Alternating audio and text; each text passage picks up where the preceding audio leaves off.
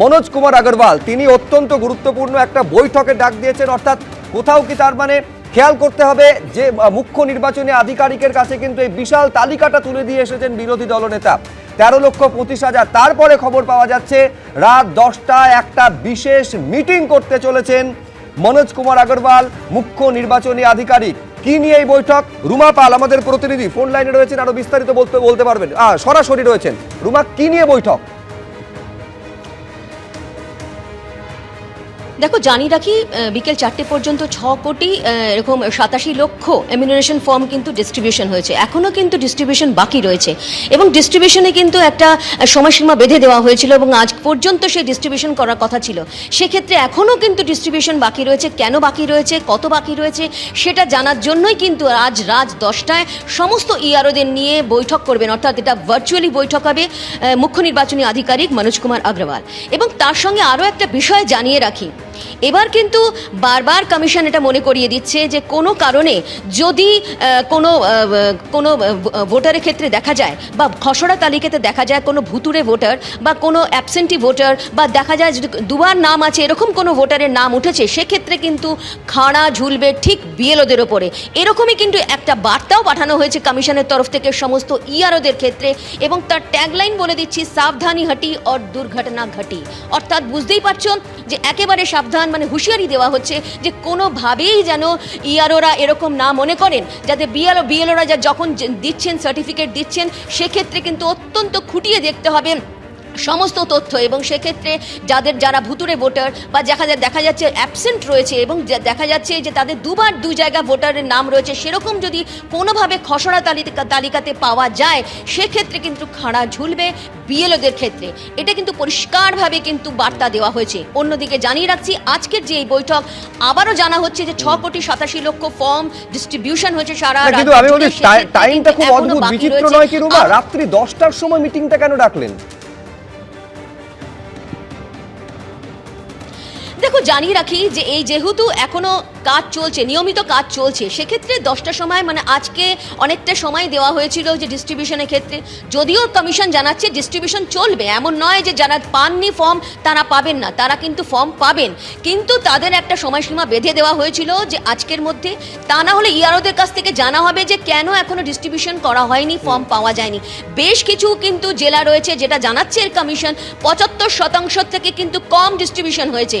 সেই সমস্ত তথ্য কিন্তু মুখ্য নির্বাচনী আধিকারিক জানতে চাইছেন। তবে এখনো পর্যন্ত এনুমারেশন ফর্ম ডিস্ট্রিবিউটেড হয়ে গেছে, কিন্তু সেই পুরনো প্রশ্ন আবারও ঘুরে ফিরে আসছে, সেটা হচ্ছে দায় কিন্তু বিএলওদের নিতে হবে যদি কোনো গরমিল, কোনো অনিয়ম ড্রাফট ইলেকটোরাল রোলে ধরা পড়ে। এক তো হচ্ছে, আমি এইখানে প্রত্যেকের কাছে আসতে দেবো, এক হচ্ছে শাসক দল বিরোধী দলের থেকে লাগাতার বিএলওদের ওপর চাপ সৃষ্টি করা হচ্ছে, তার মধ্যে কমিশন বলে দিয়েছে বিএলওদের ওপর খাড়া ঝুলবে, সাবধানী হাঁটি দুর্ঘটনা ঘটি। প্রত্যেকের কাছে আসবে এক এক করে। ভাস্করদা, দেখুন একটা কথা হচ্ছে যে, হ্যাঁ এটা আমি একটু বলে নিই। দেখুন এই যে ড্রাফটের রোলটা 2002 সালের মানে আমাদের ওখানে বিধাননগরের কাউন্সিলরের নাম নেই, 2002-তে তিনি নির্বাচিত একজন জনপ্রতিনিধি। এইরকম ড্রাফট রোলে প্রচুর অসঙ্গতি আছে 2002-তে, তাদের 2025-এ জানুয়ারিতে তাদের নাম আছে, কিন্তু সেই লিস্টে নেই, যেটাকে একটা বেস ইয়ার বলে ধরে নেওয়া হচ্ছে। প্রচুর পরিমাণে গরমিল দেখা যাচ্ছে সফট কপি এবং হার্ড কপিতে।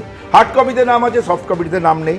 এইরকমভাবে সেই জন্যই বলা হয়েছিল এসআইআর পদ্ধতিটা এত দ্রুত 7.5 কোটি বা 8.5 কোটি ভোটারের জন্য করে ফেলা পশ্চিমবঙ্গে এটা সম্ভব নয়।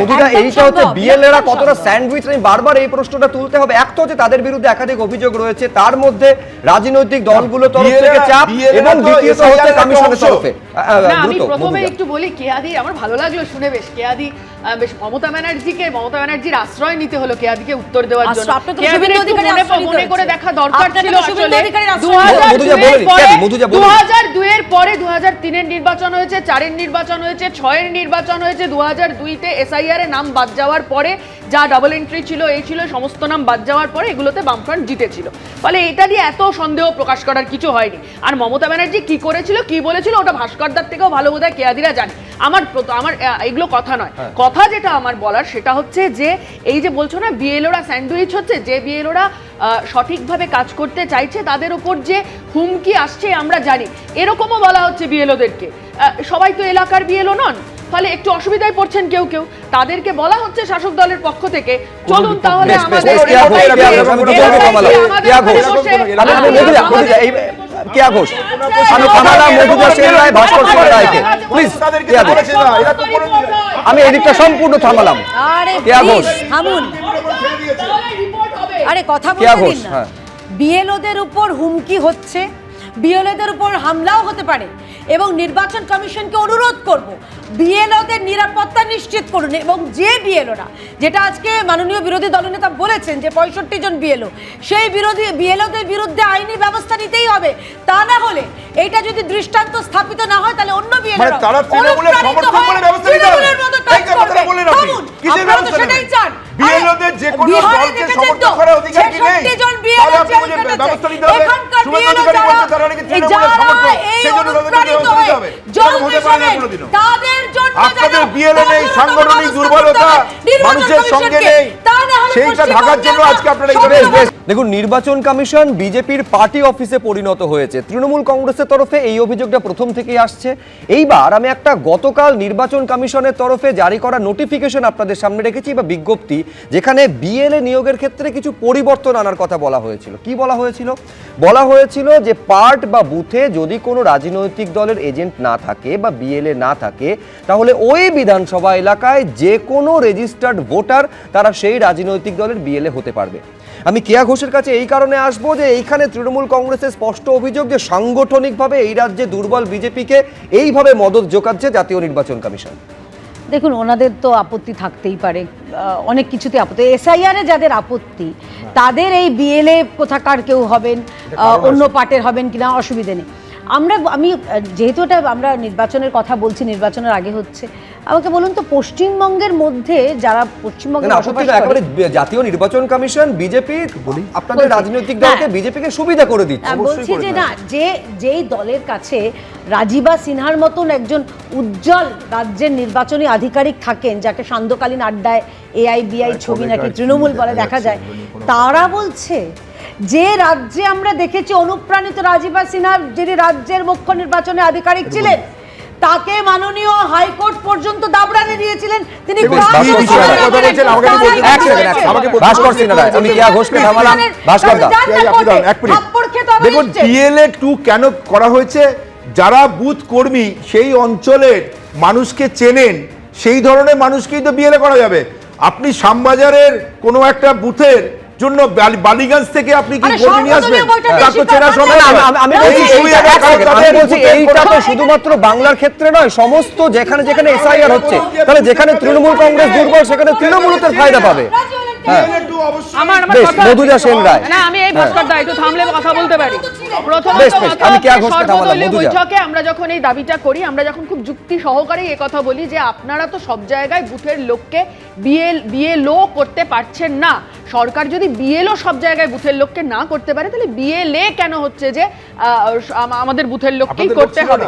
আমরা এই কথা যখন বলি তখন শুধু আমরা এই কথা বলেছিলাম তাই নয়, আমরা বলি যে বিএলএটাও তাহলে বিধানসভার মধ্যে থেকে করার অনুমতি দিক নির্বাচন কমিশন।